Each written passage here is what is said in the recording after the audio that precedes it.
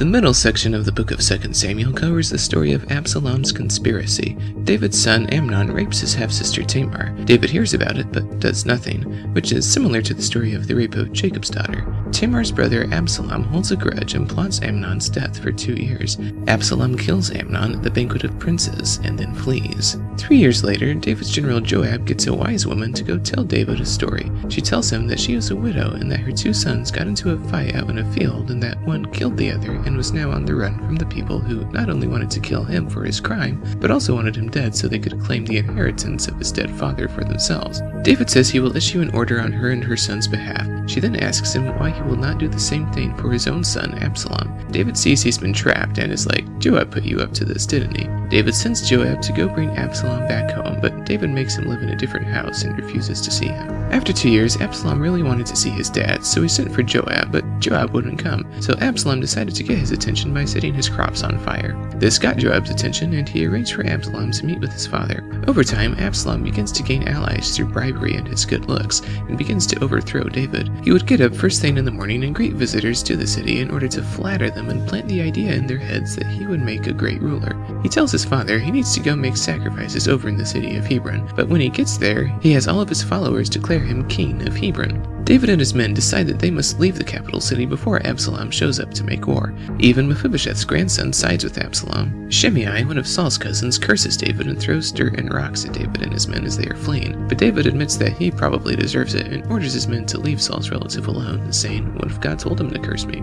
Meanwhile, Absalom takes over David's palace, declares himself king over all of Israel, and sleeps with David's concubines on the roof where everyone can see. He also sets up a monument to himself and appoints Amasa, Joab's uncle, as his army general in place of David's general Joab. Ahithophel, who served as counselor to King David, has now sided with Absalom and advises him to chase after David as quickly as possible while he's still weak and to kill only the king. However, David has spies in Absalom's court in the form of his friend Hushai the Archite and in his 2 priests Abiathar and Zadok. Hushai gives Absalom advice and tells him not to hunt David down yet, but first go and gather up all the men of Israel so that they may have the strength to destroy an entire city if necessary to get to David. Absalom goes with Hushai's advice, but as he's traveling, David's spies send word to David via Hushai, via Zadok and Abiathar the priests, via a servant girl, via a man and his wife, via 2 scouts, who are also hidden by the wife in a well when they are being pursued by Absalom's men, all the way back across the river to David. David and his army march out after Absalom and his army, and a heavy battle takes place in the forest of Ephraim. David orders his men not to kill Absalom, but only to capture him.